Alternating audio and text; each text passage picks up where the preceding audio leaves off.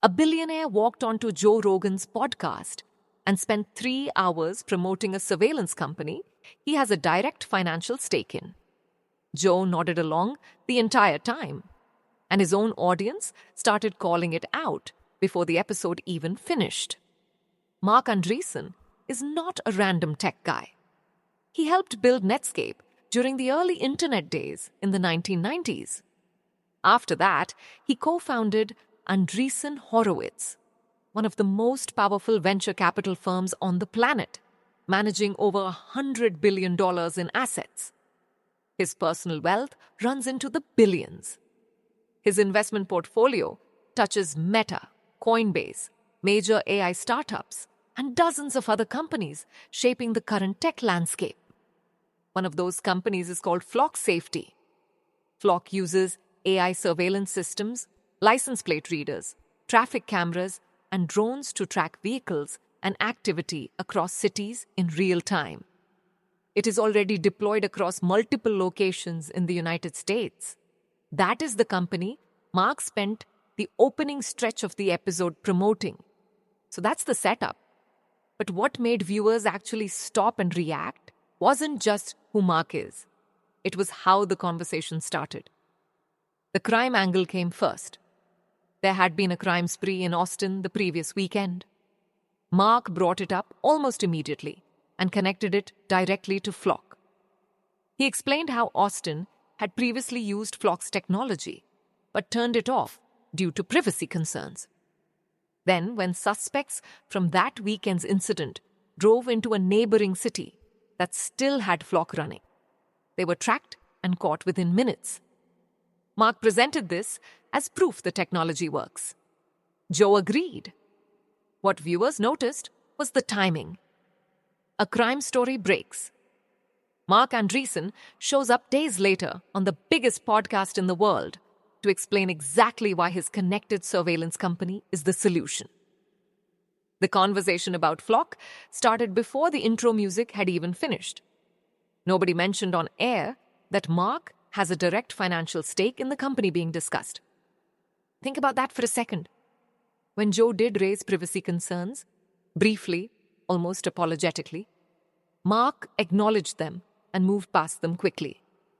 Joe helped him do it. Instead of pressing on the real concern, which is how much data these systems collect, how long it is stored, who can access it, and what it can eventually be used for, the conversation pivoted toward whether local governments were being too politically cautious about adopting the technology. The harder question never came. And up to this point, a lot of viewers were still willing to give Joe the benefit of the doubt. That shifted when the statistics came up. Jaime pulled up numbers on a related gunshot detection system called ShotSpotter. One figure showed that around 88% of alerts from that system resulted in police finding no confirmed gun-related crime on scene. That is a significant number when the entire argument for expanding this technology is accuracy and reliability. Joe's response was to immediately defend the figure. He argued that just because officers found nothing doesn't mean a gunshot didn't actually happen. Marc agreed. The conversation moved on. Viewers watching in real time were not satisfied with that. The point of these systems, the reason cities pay for them, and the reason regular people are asked to accept them, is that they work accurately. If officers are arriving to nearly 9 out of 10 alerts and finding nothing, that is a legitimate question about whether expanding this technology everywhere actually makes sense. That question did not get asked. So here is where things actually stand. This episode landed directly after weeks of visible tension between Joe and Theo Von over similar topics.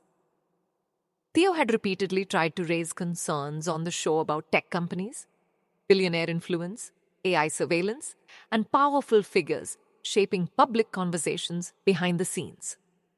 Those conversations kept getting cut short or redirected. Then Joe's next significant guest was a billionaire with a direct financial connection to AI surveillance technology, who spent the episode explaining to millions of listeners why mass surveillance systems are a public good. Joe did not disclose the financial connection. He did not press seriously on the privacy concerns. And when the numbers raised questions about the technology's reliability, he helped soften the criticism in real time. The audience noticed all of it. The larger shift that long-time viewers keep coming back to is not really about one episode. It is that Joe Rogan originally built his reputation on being skeptical, questioning authority, and pushing back against powerful figures, regardless of who they were. People tuned in for exactly that version of the show. The version that aired with Marc Andreessen felt different to a lot of those same people. Same microphone, same host, different conversation. Does this mean the old version of the show is gone permanently? Or is this just one episode that landed badly? Drop your honest take below.